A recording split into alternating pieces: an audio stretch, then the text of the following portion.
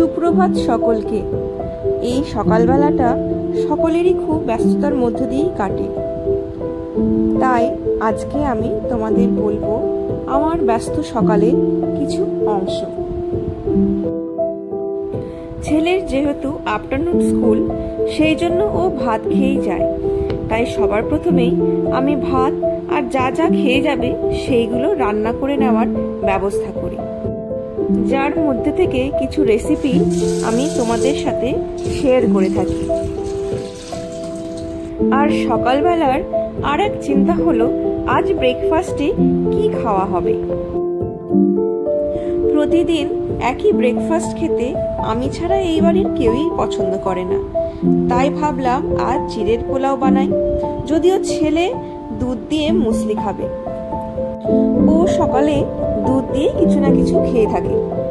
আর এর মাঝে একটু ঘরটাও গুছিয়ে নিলাম। বাড়িতে ছোট বাচ্চা থাকলে খেলনা এদিক ওদিক সবসময় পড়েই থাকে, আর সকালবেলায় চা না খেলে তো দিনটা শুরুই হতে চায় না। যদিও আমি চায়ের অত ভক্ত নই, তবুও সঙ্গ দেওয়ার জন্য খেয়ে থাকি। আর এটা হলো আমাদের টি টাইম, যে সময় আমরা তিনজনে একটু কথা বলি, ছেলেকে ব্রেকফাস্ট করিয়ে নিই আর সারাদিনের জন্য নিজেদের প্রস্তুত করে ফেলি।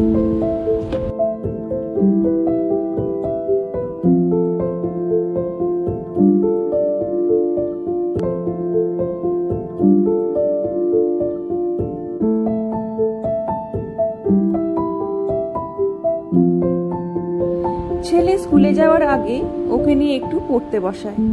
কি কি ক্লাস ওয়ার্ক, হোমওয়ার্ক আছে, কি বই আজ নিয়ে যাবে, সবকিছু দেখে নিতে হয় আমাকেই।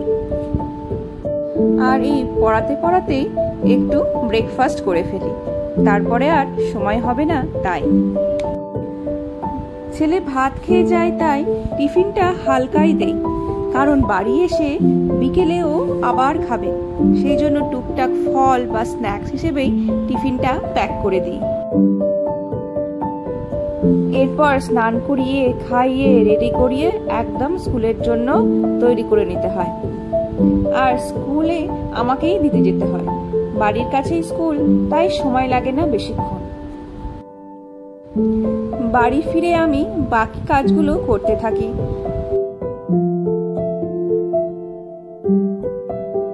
এই যেমন ডাস্টিং এর কাজ বা ওয়াশিং মেশিনের কোনো জামা কাপড় যদি কাচতে দেওয়া থাকে সেগুলো তুলে মেলা, শুকনো জামা কাপড় তুলে ভাঁজ করা, এইসব অনেক কাজ আমাকে করতে হয়।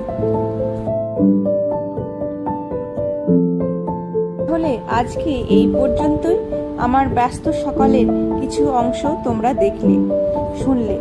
এরপর আবার আসবো, অন্য কিছু বলবো। আশা করি তোমরা সকলে ভালো থাকবে। নমস্কার।